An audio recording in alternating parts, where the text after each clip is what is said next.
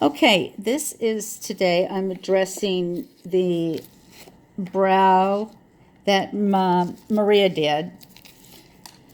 And first of all, we're looking at the client's right brow, and this is what I could tell more or less was the natural brow. Basically, it's a pencil brow. Sometimes we call these golf club brows or sperm brows. My brows were like this for a while, but they aren't anymore because I've used a growth serum on them.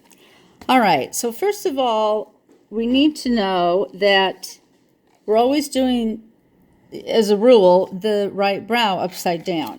So let's make sure that you're sitting upside, that your client, you're coming at the client from this direction. I was working on another example of this before deciding that I hated the pigment that I was using. It was like water. All right, so I'm starting with a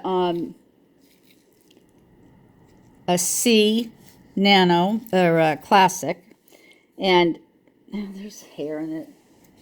Just a minute. All right, let's get those head strokes in there.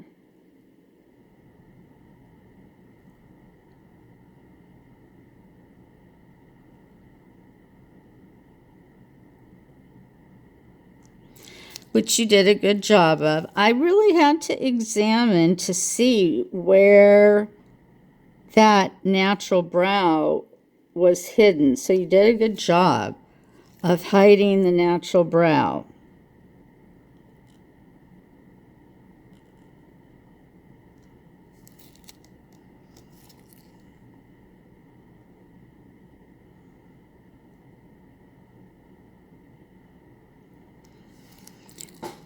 Okay, let's do the connection stroke now. And if you guys have watched me before, you know that I don't do it in the same order that you do because I learned it the Fee way. So I have no idea what, number one is, number two, number three, and number four. So I'm just getting them in here.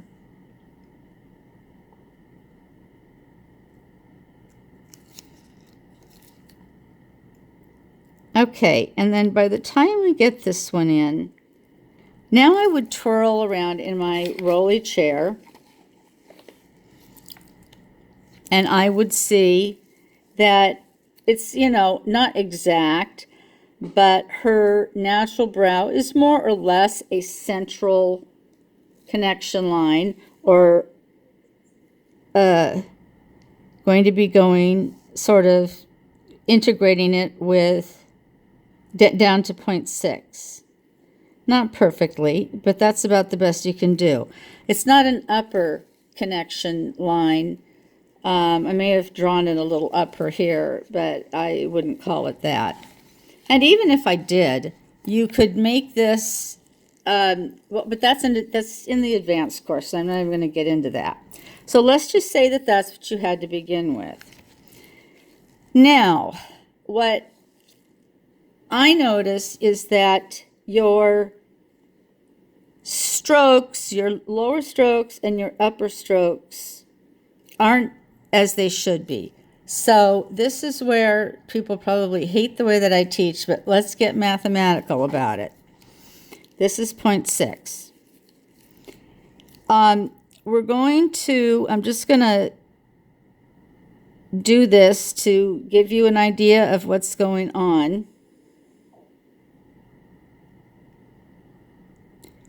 We're dividing the eyebrow into like these three triangular areas.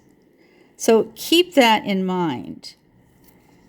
Now, to get those lower strokes just right, this is my little cheat and these wipe off. I'm not like pressing into the latex with these. You shouldn't see them at all. So what we're going to do is make our lower strokes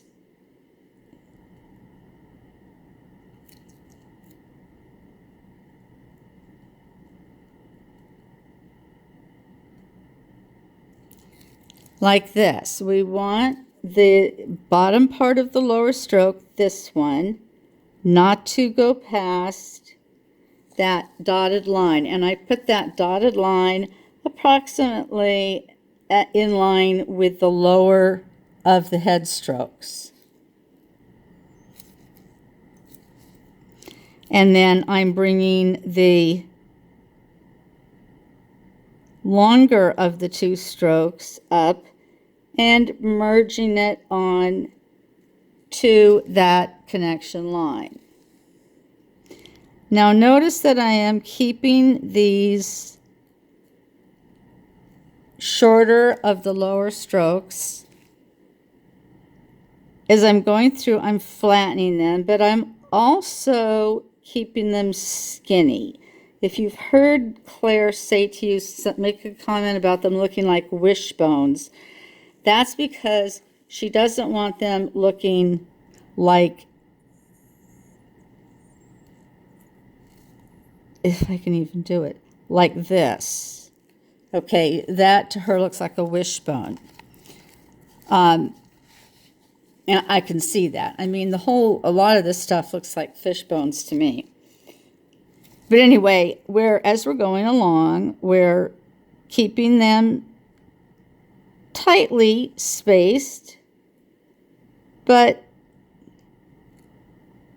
and coming up here and merging with the connection line, but at the same time, we're flattening them.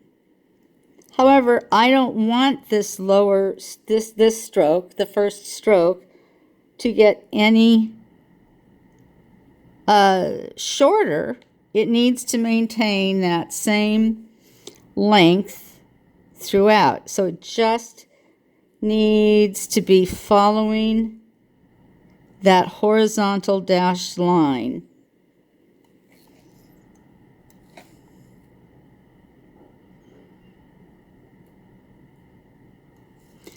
Until you see yourself running out of room. I'm not really out of room. I can make one more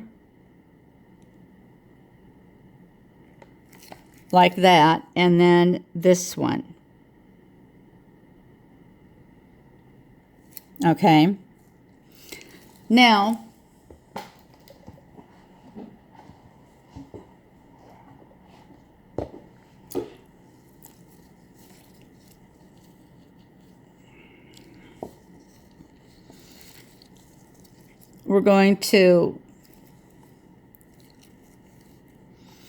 I'm going to go back down to this area, and I'm going to make several different strokes. I'm pressing really hard here. Well, okay, 3 different.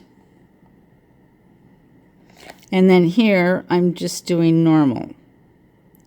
Just like I'm writing on a piece of paper.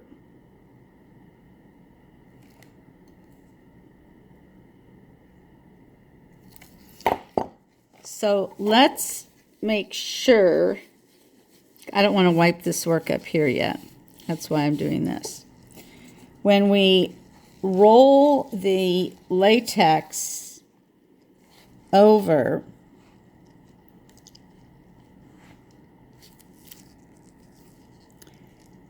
we shouldn't see actual gaps like you see there.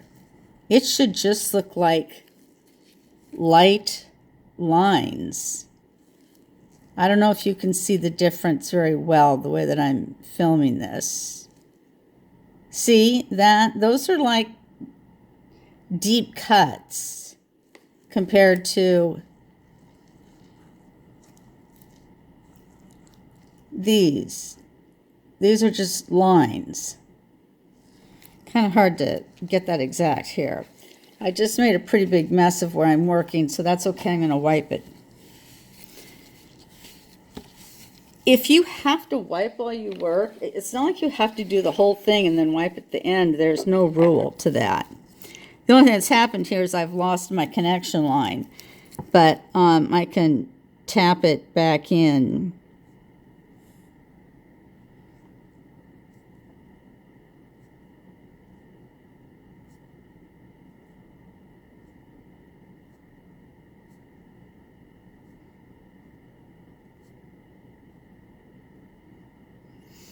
All right, so now what you would be doing is proceeding with the head strokes.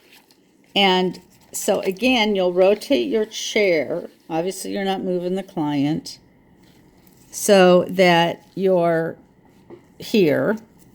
And we're going to do another cheat. We're going to come out of here and we're going to make another horizontal line, but we're going to let it drop down a little bit as it reaches the arch. Point 2, sorry. Now we're just going to make our upper strokes pretty horizontal and just barely touching or crossing over that new horizontal line that you just drew in.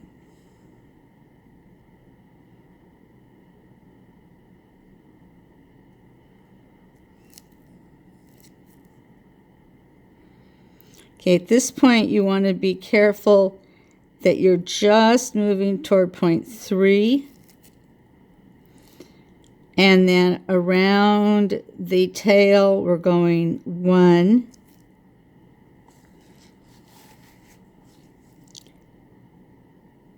2,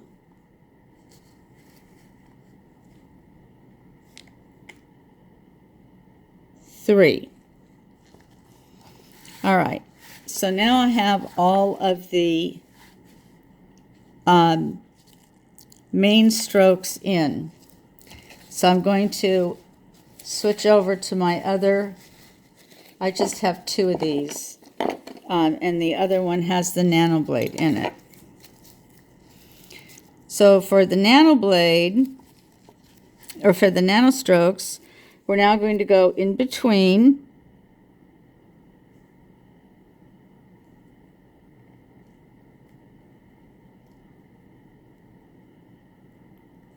And they have to do a little bit more connecting in with that connection line. The main one, not the one for the upper strokes.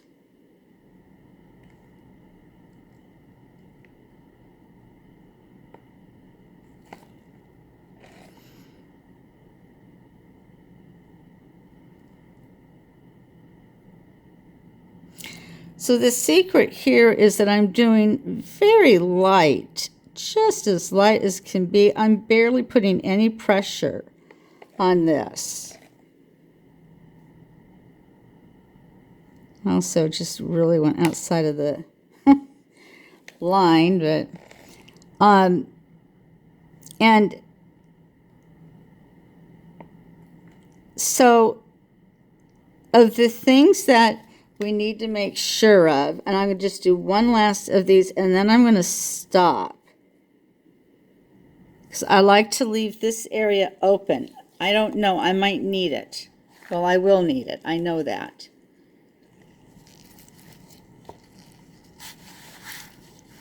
So, in integrating her, sorry, I'm just trying to get this in the exact right position and not have it fall over.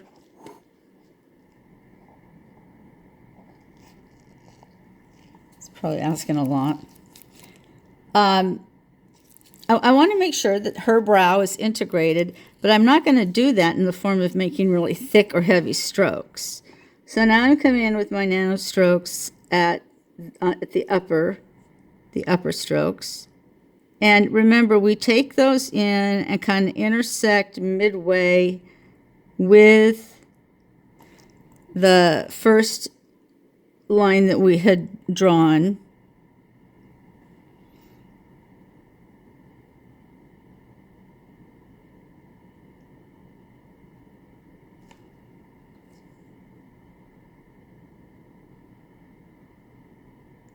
And each time making them progressively a little bit longer. So again, you'll see here, I'm starting here, but I'm not intersecting, or I'm not merging with the first stroke that I had done until later, and I'm carrying it on a little bit. Here comes my next stroke. Now, one thing I'm thinking about as I go is, am I going to have an opportunity to connect with any of these final lower strokes? I'm not going to force it to happen, but I want to keep my eye out for it. Like, it almost looks like I could go like this. See that?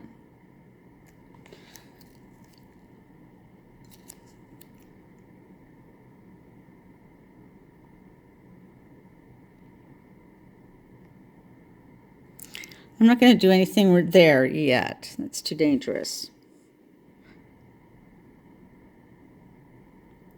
And I'm literally pressing with the strength that I would if I were holding a ballpoint pen in my hand.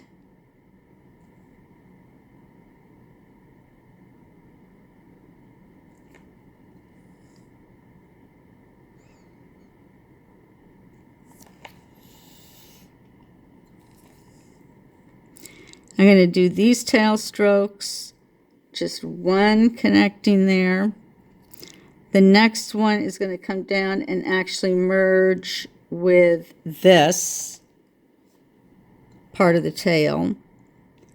The third one is going to come down and, merge with that lower part. Then I'm just going to bring these down. All right, now I need to work on getting a few more connections in here.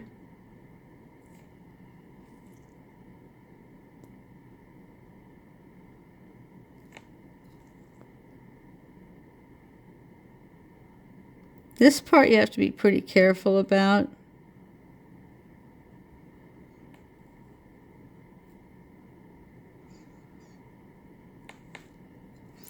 And then this flat line that we had before, let's go ahead and extend that down the side all the way down the tail. Okay, now let's look and see what we have.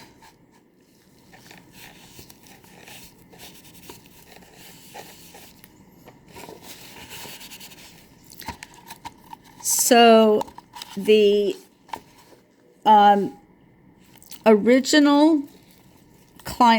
client's original hair that I put in there is there. It shows.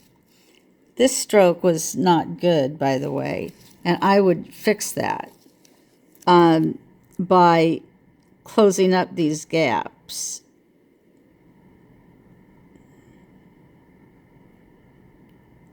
But that's a little bit of an advanced thing. I don't want it to look like there's those weird gaps.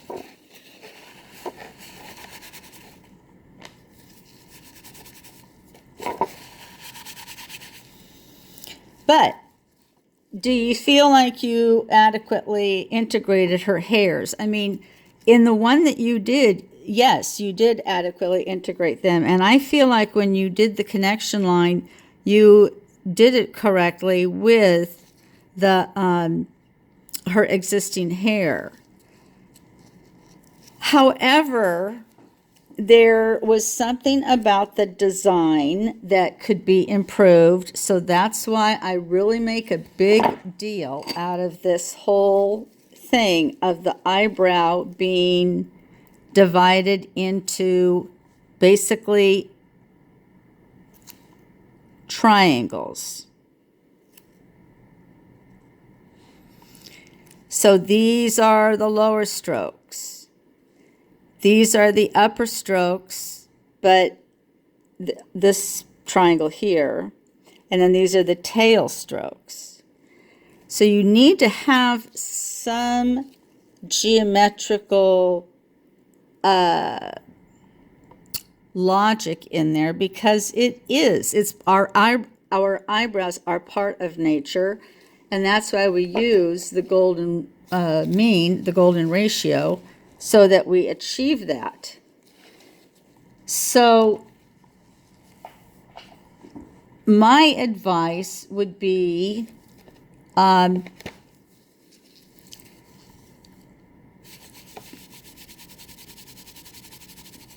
to practice drawing eyebrows that are the appropriate shape and relationship with one another, so that the points are where they need to be.